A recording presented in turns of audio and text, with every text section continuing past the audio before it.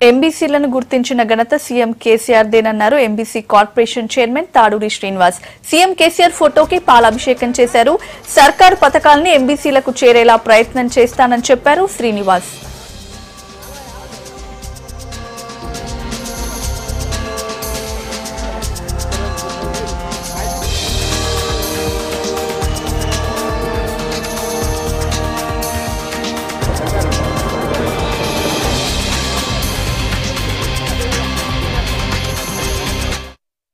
MBC కులాలని పిలిపించి వారికున్న కష్టాలని గంటల తరబడి విన్నటువంటి ముఖ్యమంత్రి గారు ఈరోజు కేసీఆర్ గారు. ఈరోజు అసెంబ్లీ గోడలలో ఎంబీసీ కులాల యొక్క ప్రతి కులం పేరు ఈరోజు మారుమోగుతా ఉందంటే దట్ ఈస్ కేసీఆర్.